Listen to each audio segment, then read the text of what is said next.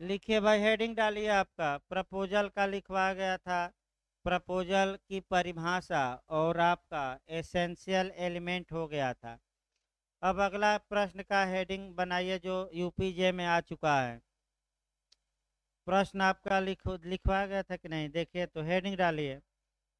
प्रस्थापना का प्रतिसंहरण कब हो जाता है? ये यूपीजे में और बिहार में भी आ चुका है। लिखिए, प्रस्थापना का यानी कि प्रपोजल का प्रस्थापना का प्रतिसंहरण यानी कि रिवोकेशन, वापसी, प्रस्थापना का प्रतिसंहरण कब हो जाता है, उन दशाओं का उल्लेख करिए। उन दशाओं का उल्लेख करिए। ये भी आपका क्वेश्चन टिप्पणी में मेंस में बना है।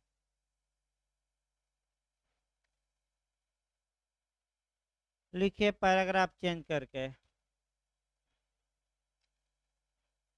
लिखिए, भारतीय संविदा अधिनियम 1872। भारतीय संविदा अधिनियम 1872 की धारा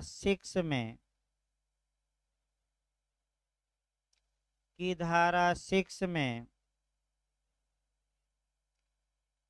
उन चार दशाओं का वर्णन किया गया है। उन चार दशाओं का वर्णन किया गया है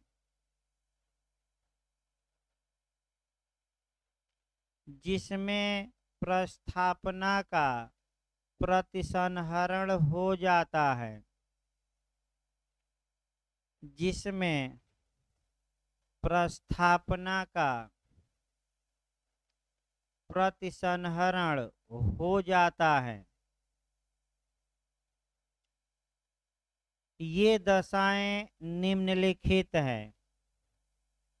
ये दशाएं निम्नलिखित है। अब एक और सतर्कता बरतिएगा। अगर आपके पास समय न रहे और 10 लाइन ही 15 लाइन का समय रहे तो हूबहू डायरेक्ट उतार देना है। और अगर समय रहे तो हम व्याख्या भी बाद में करवाएंगे, व्याख्या भी लिख देना है। क्योंकि कई राज्यों में, जैसे कि आप जाएंगे झारखंड देने, आप राजस्थान देने जाएंगे, तो वहाँ केवल बेयर एक्ट ही लिखना मुश्किल रहता है, व्याख्या नहीं। क्योंकि कभी 50 शब्दों में देगा, कभी 20 शब्द में देगा। तो 50 शब्द में दे तो सही है, अब 20 शब्द में दे तो आपका 20 शब्द में कितना लिखेंगे तो आप ये भी जानते हैं। तो आपका सतर्क रहना है। जितना पहले लिखवाया जाए बिना व्याख्या के उतना ही लिखे। समय रहे तो व्याख्या में लिखवाऊंगा, वो लिखिएगा। लिखिए, फर्स्ट लिखिए, पहला, प्रस्थापक द्वारा यानी कि प्रपोजल कर्ता द्वारा, प्रस्थापक द्वारा दूसरे पक्षकार को, प्रस्थापक द्वारा दूसरे पक्षकार को प्रतिसंहरण की सूचना, रिवोकेशन की, प्रतिसंहरण की सूचना संसूचित किए जाने से, प्रतिसंहरण की संसूचना संसूचित किए जाने से, कामा दीजिए और सेकंड में लिखिए। खड़ी पहना दीजिएगा, कामा दीजिएगा, उसके बाद सेकंड में लिखिए। ऐसी प्रस्थापना में, सेकंड में लिखिएगा, ऐसी प्रस्थापना में उसके प्रतिग्रहण के लिए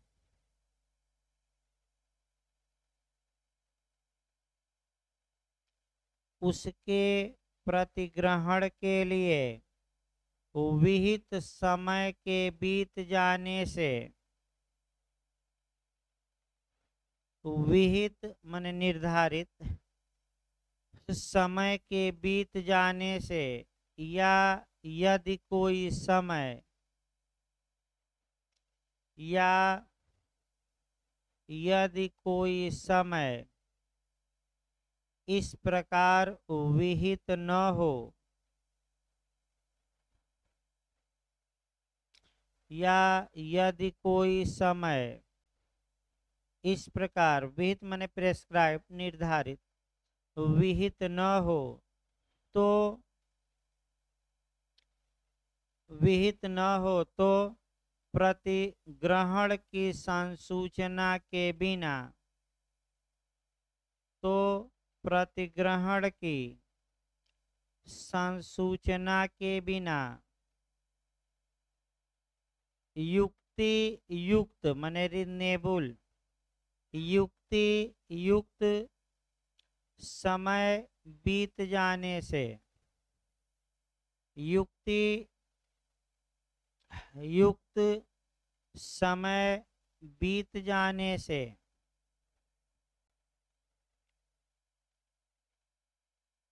कामा दीजिए, तीसरा लिखिए, थर्ड कामा दीजिएगा।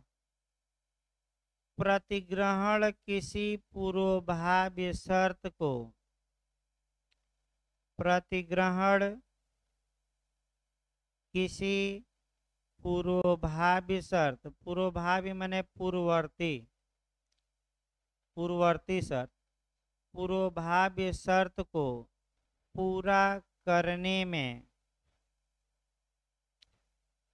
पूरा करने में प्रतिगृहीता की असफलता से, पूरा करने में प्रतिगृहीता की असफलता से, अथवा, कामा देने के बाद लिखना है अथवा, चौथा लिखिए पॉइंट, प्रस्थापक की मृत्यु या उन्मत्तता से, प्रस्थापक की मृत्यु या उन्मत्तता से, उन्मत्त यहाँ यानी कि अनसाउंड माइंड, उन्मत्त मतलब चित्त विकृत, ना है तो कोष्ठ में लिख लीजिएगा। उन्मत्त का मतलब मत नहीं, एक होता है मत, मत मतलब नशे वाला, और एक होता है उन्मत्त, उन्मत्त का मतलब पागल। भाई सतर्क रहिएगा शब्दों पर भी। उन्मत्त का मतलब पागल और मत मतलब क्या, नशे वाला। यानी कि धारा 84 में उन्मत्त है, एक दो बार पूछा जाता है, और 85 और 86 में मत, मतत्ता यानी कि मत वाला व्यक्ति है। तो यहाँ उन्मत्त लिखा यानी कि अनसाउंड माइंड होने पर उन्मत्तता से, कामा दीजिए, यदि उसकी मृत्यु,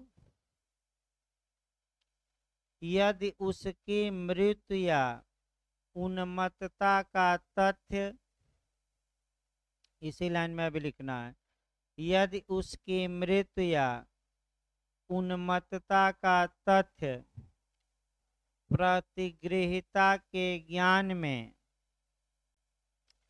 प्रतिगृहीता यानी कि जो एक्सेप्ट कर रहा है, प्रतिगृहीता के ज्ञान में प्रतिग्रहण से पूर्व आ जाए, प्रतिगृहीता के ज्ञान में प्रतिग्रहण से पूर्व आ जाए।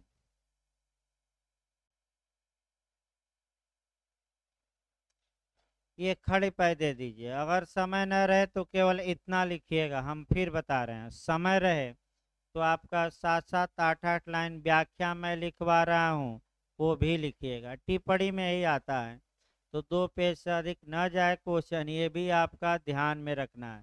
क्योंकि 5 टिप्पणी लिखनी है, 2-2 पेज लिखेंगे तो ऐसे ही 10 पेज हो जाएगा, और थोड़ा थोड़ा उसमें क्या करना पड़ेगा, कमी ही। पैराग्राफ चेंज करके लिखिए। प्रस्थापना का प्रतिसंहरण पैराग्राफ अब चेंज कर लीजिए, व्याख्या लिखवाई जा रही है। प्रस्थापना का प्रतिसंहरण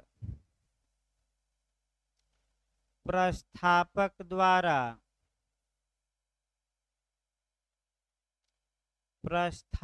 द्वारा दूसरे पक्षकार को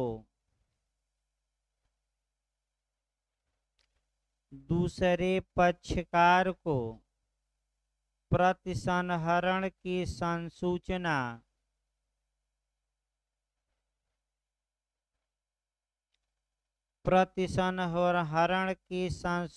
रिवोकेशन की संसूचना संसूचित किए जाने माने कम्युनिकेट किए जाने, बताने कहा जाता है, संसूचित किए जाने से हो जाता है,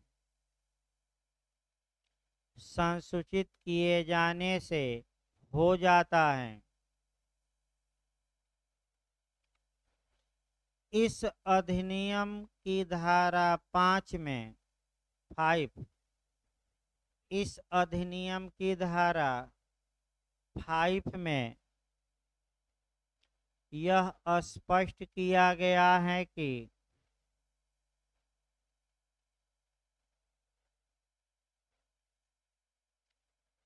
किसी भी प्रस्थापना का प्रतिसंहरण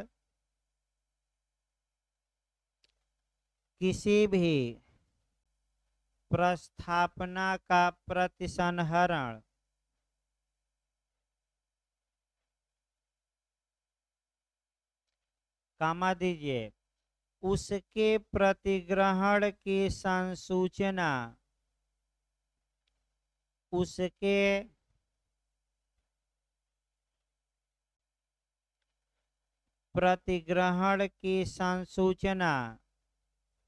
प्रस्थापक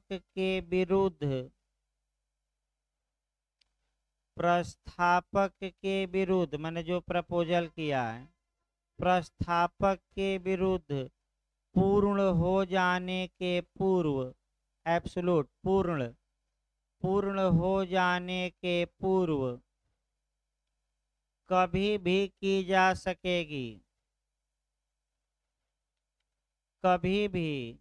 जा सकेगी।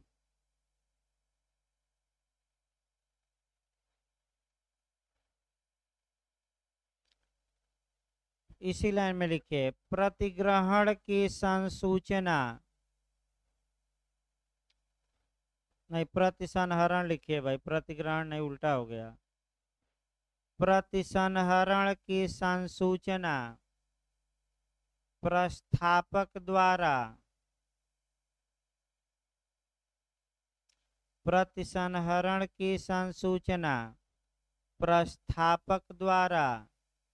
या उसके द्वारा प्राधिकृत व्यक्ति द्वारा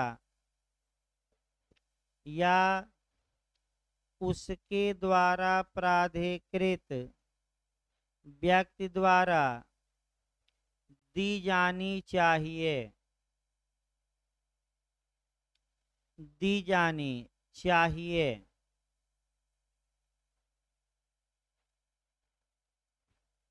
पैराग्राफ चेंज करके लिखिए। पहला पॉइंट की व्याख्या थी, दूसरा पॉइंट लिखिए भाई, यदि प्रस्थापक ने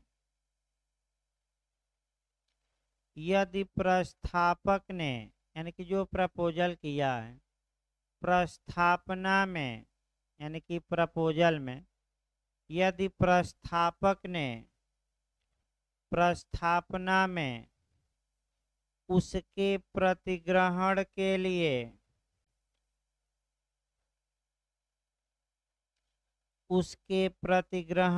लिए समय निर्धारित किया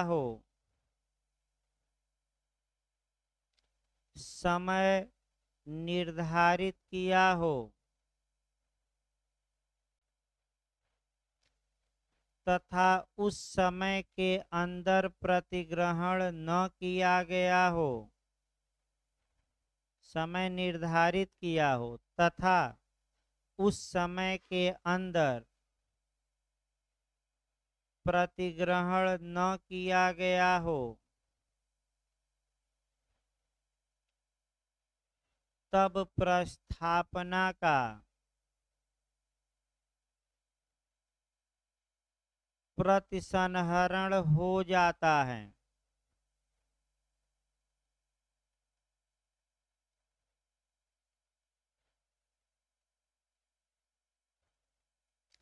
तब प्रस्थापना का प्रतिसंहरण हो जाता है। इसी लाइन में अभी लिखिएगा, यदि प्रस्थापना में प्रतिग्रहण के लिए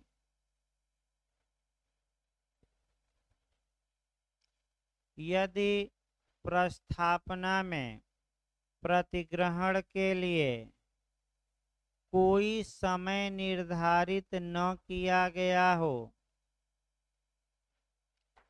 कोई समय निर्धारित न किया गया हो तब प्रतिग्रहण युक्त समय के अंदर किया जाना चाहिए।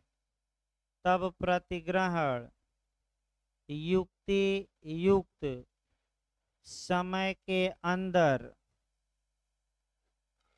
किया जाना चाहिए। इसी लाइन में लिखिएगा, युक्त समय क्या है। इसी लाइन में लिखिएगा, युक्त समय क्या है। यह तथ्य का प्रश्न होगा, प्री में भी आ चुका है। युक्त समय क्या होगा,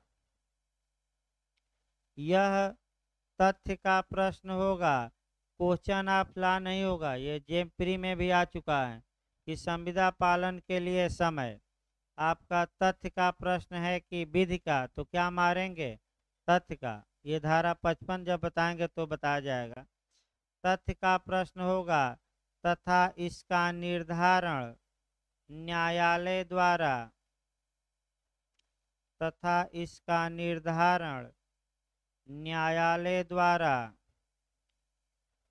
प्रत्येक मामले के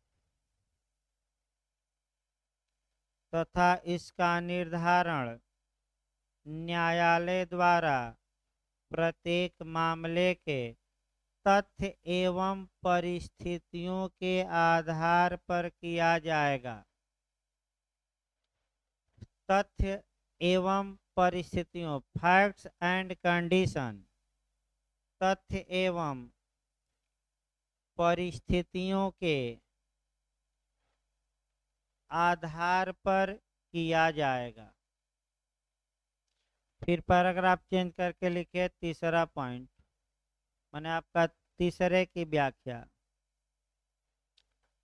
यदि प्रस्थापना में कोई पूर्ववर्ती शर्त लगी हो, यदि प्रस्थापना में कोई कंडीशन प्रेसिडेंट कहा जाता है, पूर्ववर्ती शर्त लगी हो तथा प्रतिगृहीता उस शर्त का पालन करने में असफल हो जाए, तथा प्रतिगृहीता उस शर्त का पालन करने में असफल हो जाता है, तब प्रस्थापना का प्रतिसंहरण हो जाता है। तब प्रस्थापना का प्रतिसंहरण हो जाता है। पैराग्राफ चेंज करके उदाहरण एक लिखे। उदाहरणार्थ या एलेस्टेशन या दृष्टांत भी हेडिंग डाल सकते हैं। उदाहरण या एलेस्टेशन भी कहते हैं। दृष्टांत, ए बी से कहता है, ए को सिंगल इन्वर्टेड काम में घेर दीजिएगा, बी को भी सिंगल इन्वर्टेड कामा दोनों की ओर से ऊपर से घेरा जाता है, लिखने का तरीका है। ए बी से कहता है कि यदि वह, यानी कि यदि बी, वह मतलब यहाँ बी लिख ले, यदि बी 1 मिनट में 100 मीटर दौड़ जाए,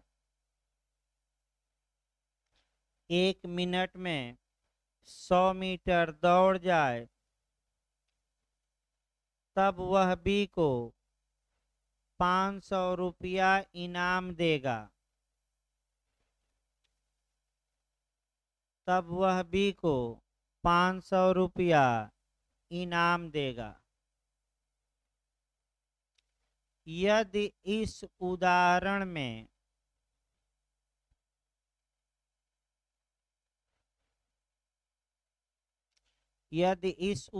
में बी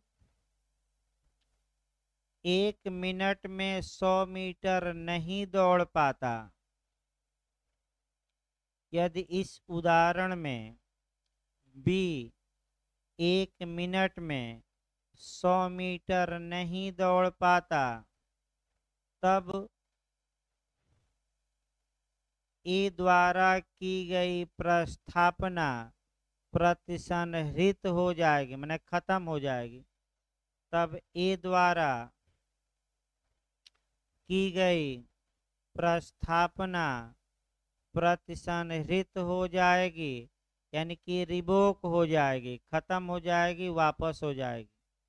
उसको कहते हैं रिवोक या प्रतिसंहृत या खंडित। पैराग्राफ चेंज करके लास्ट लिखिए, चौथा पॉइंट लिखिए, प्रस्थापक की मृत्यु या उन्मत्तता। प्रस्थापक की मृत्यु या उन्मत्तता के कारण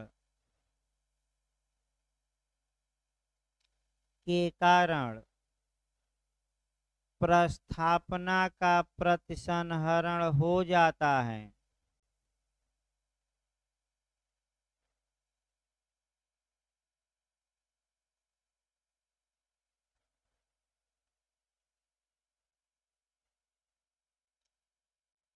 भारतीय विधि के अनुसार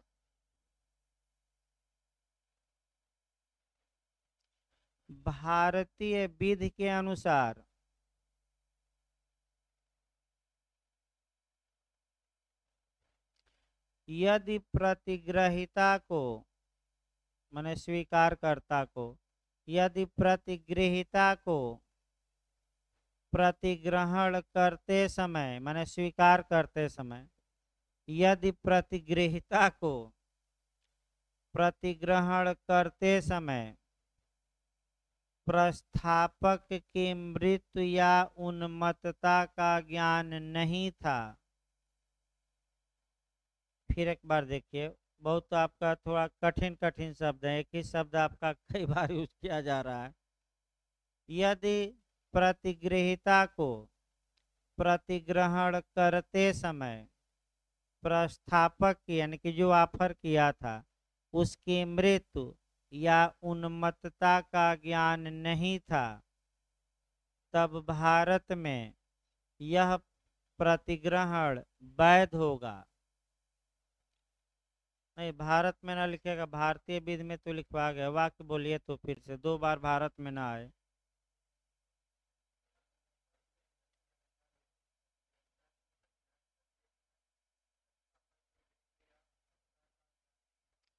तब यह प्रतिग्रहण वैध होगा, क्योंकि ऊपर तो भारतीय बिल लिखवाया गया है भाई, ऊपर भारतीय बिल लिखवाए, तब यह प्रतिग्रहण वैध होगा। बताइए,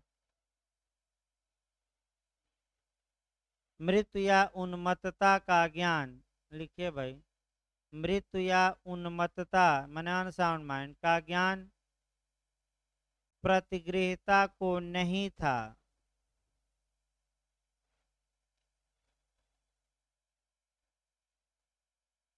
तब प्रतिग्रहण वैध होगा, यानी कि प्रपोजल समाप्त नहीं होगा भारत में। लेकिन इसी में एक लाइन और जोड़ना है लास्ट में, लेकिन इंग्लैंड में, लेकिन बनाकर लिखिए इंग्लैंड में, लेकिन इंग्लैंड में चाहे प्रतिग्रहण करते समय, चाहे प्रतिग्रहण करते समय प्रतिगृहीता को प्रस्थापक की मृत्यु या उन्मत्तता, प्रस्थापक की मृत्यु या उन्मत्तता का ज्ञान हो या न हो, प्रस्थापक की मृत्यु या उन्मत्तता का ज्ञान हो या न हो, प्रतिग्रहण शून्य होगा। उसका कोई मतलब नहीं है, भारत में हल्का सा अंतर है, प्रतिग्रहण शून्य होगा। तो भाई आपका इंग्लैंड में चाहे स्वीकार करता ये जानता हो या न जानता हो कि प्रपोजल करता मर गया है या अब पागल हो गया है, प्रपोजल को एक्सेप्ट करता है, तो वह एक्सेप्टेंस वैलिड नहीं माना जाएगा। स्वीकृति क्या होगी? अवैध, और किसी करार या संविदा का निर्माण नहीं होगा। लेकिन भारत में अंतर है, भारत में अगर स्वीकार करते समय नालेज था तब करार शून्य होगा माने आपका, और नहीं नालेज था तो क्या होगा? वैध। भाई भारत में नॉलेज पर निर्भर करता है। इस प्रकार आपका ये क्वेश्चन भी समाप्त हुआ। तो अगला क्वेश्चन कल लिखवाया जाए, भाई गर्मी के कारण थोड़ा दिक्कत भी आ रही है।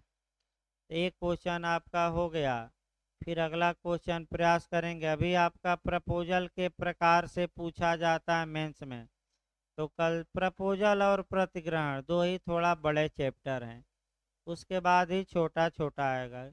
प्रपोजल के प्रकार लिखवाए जाएंगे, लोक प्रस्तावना, प्रत प्रस्ताव, काउंटर ऑफर, प्रस्ताव के लिए निमंत्रण, ये सब पूछे जाते हैं। तो आपका क्रॉस प्रपोजल भाई टिप्पणी में आता है ज़्यादा, तो कल क्लास चलेगा भाई आपका।